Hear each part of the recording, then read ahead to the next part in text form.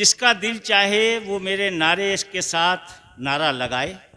वो 3 नारे लगाए। आपको सिर्फ जिंदाबाद कहना है। जिसका दिल चाहे जिंदाबाद कहे, जिसका दिल चाहे वो खामोश रहे। और आज इस नारे को याद भी कर लें। भूल जाइए सुन्नी किसे कहते हैं, भूल जाइए वहाबी किसे कहते हैं, भूल जाइए देवबंदी किसे कहते हैं, भूल जाइए शिया किसे कहते हैं। और बस एक इस नारे को याद रखिए और यही नारा हमेशा लगाइए। कलई खुल के सामने आ जाएगी। मसलके औलिया अल्लाह, मसलके औलिया अल्लाह, मसलके औलिया अल्लाह।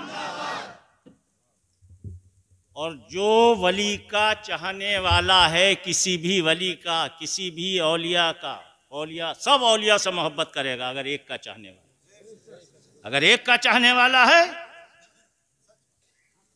और वली को चाहते कौन लोग हैं, औलिया अल्लाह को मानते कौन लोग हैं? कुरान कह रहा है औलिया अल्लाह के बारे में कि ये मेरे कुर्बत वाले हैं और ऐसे कुर्बत वाले हैं कि इनका मुकाबला किसी से हो ही नहीं सकता। मैं बिल्कुल आम जुबान में आप लोगों को समझा रहा हूँ, आम लोगों की तरह से मैं बात कर रहा हूँ। इसमें कोई फ़लसफ़ा नहीं है, कोई मंतिक नहीं है और ना किसी इल्म की ज़रूरत है, ना किसी आलिम की ज़रूरत है। और ईमान के लिए इल्म कोई चीज़ नहीं है। ईमान की शर्त इल्म नहीं है। ईमान की शर्त है कि हमने कलमा जो पढ़ा है, जो ला इलाहा इल्लल्लाह मुहम्मदुर रसूलुल्लाह का इकरार किया है, वो ज़ुबान से किया है और दिल से माना। अक्ल को छोड़ दीजिए, मोहब्बत से काम लीजिए। ईमान क्या है? मोहब्बत। बड़े बड़े आलिम बड़ी बड़ी किताबें लिख दी, कुछ हासिल नहीं होता जब तक कि मोहब्बत ना हो अल्लाह से, उसके रसूल से, उसकी आल से, उसके असाब से, उसके वलियों से। किसी बहस में जाने की ज़रूरत नहीं है, किसी बहस में जाने की ज़रूरत ही नहीं है। लोग बहुत फतवे देते हैं, किसको? ईमान वालों को। फतवा किसको दिया जाता है? आज तक आपने सुना है किसी काफिर को फतवा दिया किसी मुफ्ती ने? किसको देते हैं? ईमान वालों को। और काफिर को ईमान वाले कौन बनाते हैं? काफिर को ईमान वाला कौन बनाता है? वो बनाते हैं औलिया अल्लाह, वो बनाते हैं ख्वाजा गरीब नवाज। अब बहस की कोई ज़रूरत नहीं रही। ये मैंने तमहीदी गुफ्तगू आपके सामने कर ली।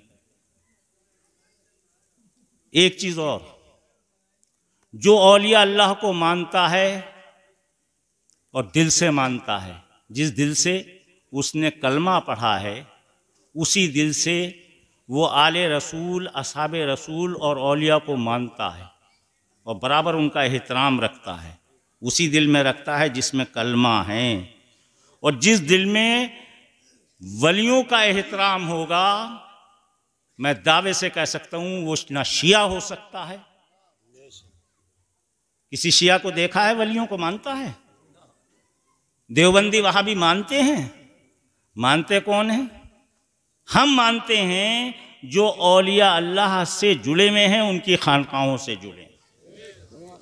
और एक बात और बता दूं, आज तक जितने फतवे दिए गए हैं और इन उलमा ने जितने फतवे दिए हैं, वो सिर्फ खानकाहों के खिलाफ दिए हैं, औलिया अल्लाह के खिलाफ दिए। उठा के देख लें तारीख, कोई बचावा नहीं है इनकी इज्जत से। ऐसे ऐसे वली गुजरे हैं कि उनकी खाले उतरवा ली हैं और उन्होंने अपनी खाले उतार ली उस अल्लाह के नाम। ये मेरी तमहीदी गुफ्तगू थी। मैंने अभी कोई गुफ्तगू शुरू नहीं की है, बिल्कुल एक माहौल बनाया है। एक बार फिर आप नारा लगाइए, जैसे मैंने कहा था, मसलके औलिया अल्लाह, मसलके औलिया अल्लाह, मसलके औलिया अल्लाह। और एक बात और सुन लीजिए, मसलक का मतलब मसलक नहीं है बल्कि मसालिक, मसालिक है औलिया अल्लाह। मसलक कोई भी हो, बस जो किसी भी वली से जुड़ गया उसका ईमान सलामत हो गया। जो ख्वाजा गरीब नवाज को मानता है वो शिया नहीं हो सकता। वो शिया जो बड़े पीर साहब को मानता है वो शिया, और वो देवबंदी भी नहीं हो सकता, और वो वहाबी भी नहीं हो सकता। बहुत उर्दू में बात समझ में आ रही है, मैं उर्दू में बता रहा हूं। और इसी की मुखालफत है कि ये वलियों से जुड़ कैसे गए, और जब वली से कोई इंसान जुड़ जाता है तो फिर वो पंजेतनी हो जाता वो, और यही बर्दाश्त नहीं होता वो। ठीक है, अब आपकी समझ में एक बात मैंने बहुत अच्छी तरह से डाल दी कि मसलक औलिया अल्लाह क्या है। वली से कोई जुड़ा हुआ इंसान बहक ही नहीं सकता, वो बहक ही नहीं सकता।